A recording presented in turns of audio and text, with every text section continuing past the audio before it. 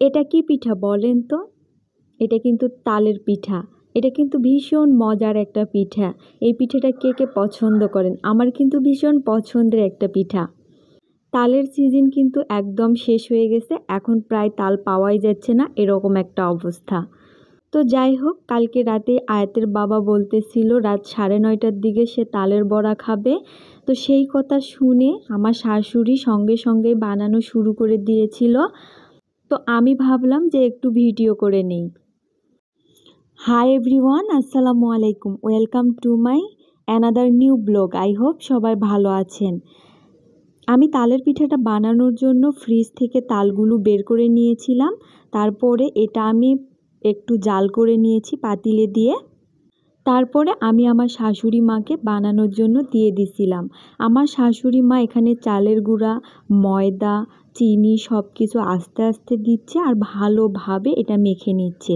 আর আমার মেয়ে দেখেন, সে পিঠা বানানোর জন্য ছটপট করতেছে, তার দাদির সঙ্গে এক পর্যায়ে যুদ্ধ করতেছিল। উনি যেহেতু কর্তা মানুষ, গীতান মানুষ, ওনার কিন্তু বেশি একটা সময় লাগেনি এই পিঠার গোলাটা গুলতে। খুব সহজেই খুব তাড়াতাড়ি কিন্তু উনি গুলিয়ে ফেলছিলেন।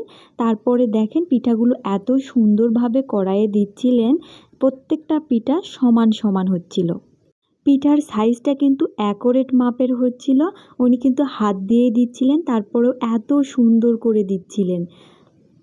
আর আমিও কিন্তু আস্তে আস্তে পিঠা বানানোগুলো শিখতেছি। কিন্তু উনি তো সব সময় থাকবেন না, আমাকে তো একদিন সংসারের হাল ধরতেই হবে। এই জন্য আমার শাশুড়ি কিন্তু চুলার আঁচটা একদম মিডিয়াম হিটে রেখেছে। পিঠা জিনিসটা নাকি খুব আস্তে ধীরে ভাজতে হয়, মিডিয়াম হিটেই ভাজতে হয়।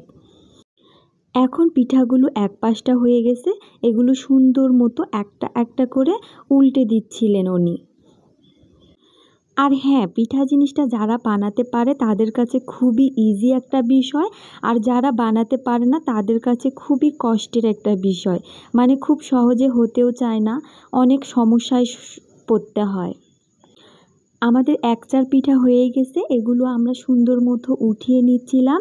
তারপরে আরেক চার দিবে। আমরা কিন্তু বেশি একটা পিঠা বানাবো না, অল্প করে বানাবো শুধু আয়াতের বাবার জন্য। এখন কিন্তু মোটামুটি রাত 10টা বেজেই গেছে। এই সময় যেহেতু পিঠা বানাচ্ছি, এই জন্য বেশি একটা বানাচ্ছি না, শুধু আয়াতের বাবার জন্যই বানাই দিচ্ছিল আমার শাশুড়ি, যেহেতু ওনার ছেলে খেতে চাইছে। আর ওনার ছেলে তেমন একটা পিঠা পছন্দ করে না, শুধু এই তাল বড়াটাই মোটামুটি খায়। আয়াতের বাবা শুধু তালের বড়া না, তালের রুটিটাও অনেক বেশি পছন্দ করে।